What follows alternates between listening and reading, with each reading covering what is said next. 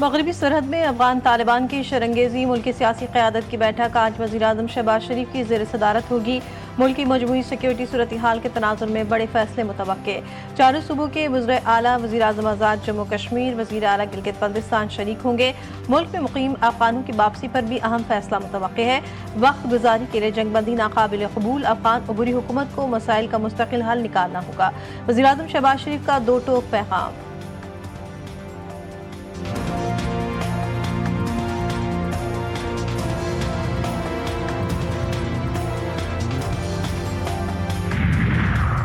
Tax short فال کو کیسے پورا کیا جائے گا؟ حکومت نے پلان IMF کو پیش کر دیا۔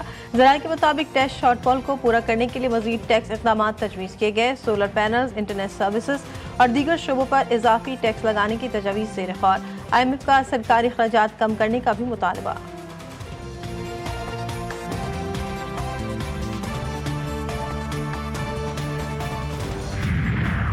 حماس نے معاہدے کی خلاف ورزی کی تو مداخلت کریں گے، مزاحمتی تنظیم کو غزہ میں گھس کر ماریں گے۔ امریکی صدر ٹرمپ کی دھمکی کا صدر پیوٹن نے ٹیلی فون پر نتیجہ خیز بات ہوئی، جلد ملاقات متوقع ہے۔ امید ہے یوکرین جنگ ختم کروانے میں کامیاب ہو جائیں گے۔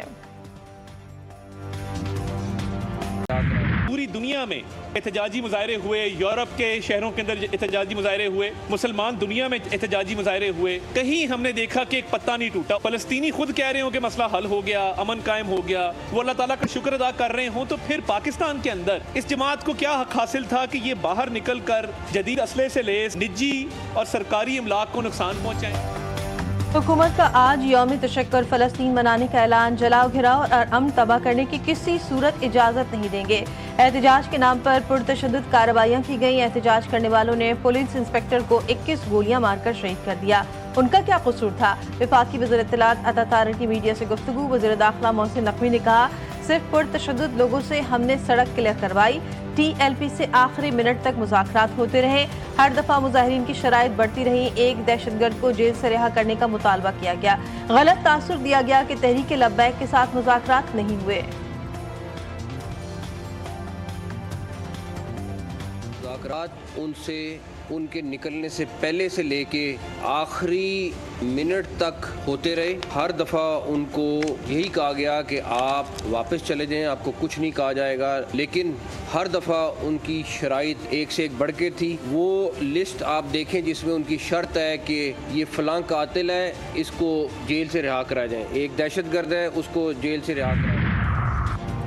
امریکی صدر کا روسی ہم منصب ولادیمیر پوٹن سے رابطہ۔ ٹرمپ نے کہا، پوٹن نے مشرق وسطیٰ میں قیام امن پر مجھے اور امریکہ کو مبارکباد دی۔ یقین ہے مشرق وسطیٰ میں قیام امن ہمیں روس اور یوکرین کی جنگ ختم کرنے میں مدد دے گا۔ روسی صدر کا کہنا تھا کہ روس اب بھی دنیا کے بڑے تیل پیدا کرنے والے ممالک میں شامل ہے۔ غیر منصفانہ دباؤ اور مقابلے کے باوجود روس عالمی سطح پر نمایاں ملک ہے۔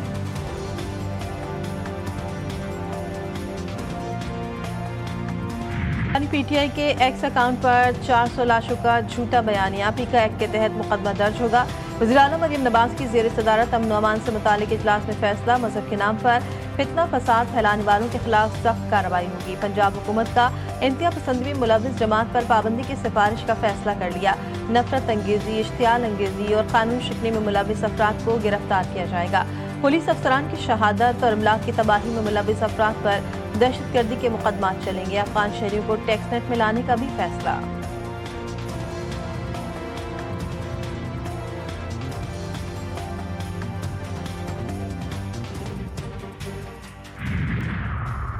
ICC T20 ورلڈ کپ 2026 کے لیے 20 ٹیموں کی لائن اپ مکمل۔ متحدہ عرب امارات میگا ایونٹ کے لیے کوالیفائی۔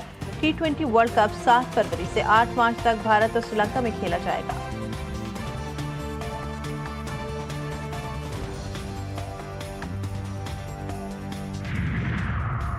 پاکستان اور بھارت ایک بار پھر میدان میں آمنے سامنے۔ پاک بھارت فائٹر دبئی میں بڑے مقابلے میں ایکشن میں دکھائی دیں گے۔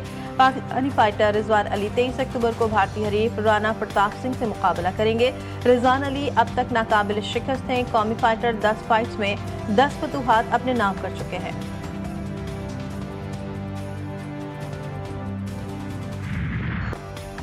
اور سابق گورنر سندھ حکیم محمد سعید کے قتل کو 27 برس گزر گئے۔ انہیں کراچی میں ان کے مکتب کے باہر گولیوں سے چھلنی کر کے شہید کیا گیا تھا۔ انہوں نے ہمدرد فاؤنڈیشن اور یونیورسٹی قائم کی، بچوں کے نونہال نکالا۔ और 200 से ज़ायद किताबें भी लिखी। हकीम मोहम्मद सईद ने अपनी पूरी ज़िंदगी तिब, तालीम और इंसानियत की खिदमत के लिए वक्फ कर दी थी।